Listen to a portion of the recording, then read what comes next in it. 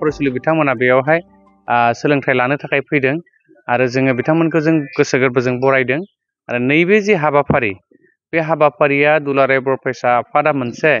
मावथांखि लानानै खामानि मावबाय थादों जायखौ क्वालिटि इडुकेसन मुभमेन्ट गुन गोनां सोलोंथाइ जांख्रिथाय बे हाबाफारिखौ दिनै डिमाकुसि दखरायाबो मावफुंदों आरो जोंनि जिल्लानि सिङाव थानाय मोन 50निबो बारा दिनै बेबायदि स्टाडि सेन्टार बानायनानै जोङो लानो नागिरदों आरो दिनै नैबे डिमाकुसि दखरायाबो मोनसे बिनिनो दा गासै जोंहा 50निबो बांसिन जे मिरुआव जों बे फोरोंथाइ बादाखौ जों लानो थाखाय जों थिरांथा खालामदों आरो बेनि गेजेरजों जोङो जे गेजेर गेजेर जोङो केरियार काउन्सिलिं होनो हायो नामा मटिभेशनेल प्रग्राम जोङो लानो हायो नामा बेफोरखौबो जों मोनसे डिजाइन खालामनानै जों लादों आरो बेखौ जों फारि फारियै जोङो लालांबाय थागोन बे सोलोंथाइ बादा लानायनि गुबै थांखिया बेनो जाहाथे जोंनि फरायसुला फरायसुलिफ्रा नैबे जे गोलोम बोथोरनि बन्द समाव ओरैनो जाहाथे न'आव जनानै थाया आरो बिथांमोननि जि सोलोंथाइ लानाय जि फरायनाय जि मोनसे रिडिं कालचार बे जाहाथे कन्टिनिउ जाबाय थायो आरो बिथांमोननि गेजेराव मोनसे कम्पिटिशन मुड लाबोना होनो हायो नामा मानोना बे नैबे जि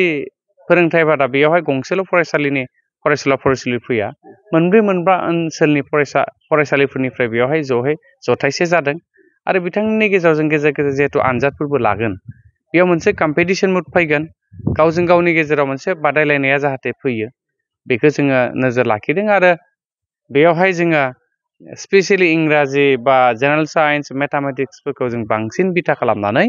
बिथांमोननो जों आइडियासफोरखौ जोङो होनो हायो नामा बेखौ जोङो नाजानाय जादों आरो डिमाकुसि दखरा दुलाराय बर' फरायसा आफादनिफ्राय नैबे गोलोम बोथोरनि समाव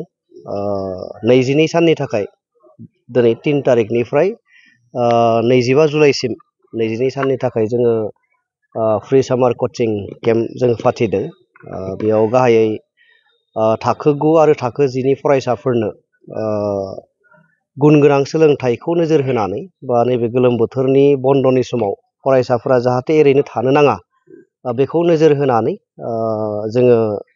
गाहायै थाखो 9 आरो थाखो 10 नि फरायसाफोरनि थाखाय मोनथाम आयदाखौ लानानै कचिं क्लास होदों मैथमेटिक्स जेनेरेल साइन्स आरो इंलिश ग्रामार बे मोनथाम साबजेक्टखौ लानानै जोङो फोरोंथाइ होनो थाखाय जों आवगायदों आरो बिनि थाखाय जोङो स्पेशल टिचार जोङो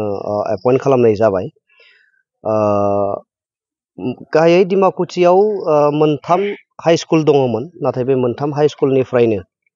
इउएन एकाडेमिया गावनि जा बबियाहै माने गाबोननिफ्राय बिथांमोना कचिं होगोन होननानै बुंदों जोङो इउएन ब्रह्म मेम'रियेल हाई स्कुल आरो नैबे शेखा शंकरदेव मिशन सेकेन्डारि स्कुलनिफ्राय बे गंनै फरायसालिनि फरायसाफोरखौ जों मोननो हादों आरो बिथांमोनखौ लानानै जोङो 22 दिननि थाखाय कचिं क्लासखौ होनो थाखाय जों रेडि साबेसे फरायसाफोरा दिनै एसे खम फैदों जागायजेननाय सान हिसाबै साननाय जायाखै थेवबो माने 60+ स्टुडेन्टआ दिनै फैदों मोननै थाखोजों निश्चय गाबोननिफ्राय फैगोन आरो जोंनिफ्राय खावलायनाय थादों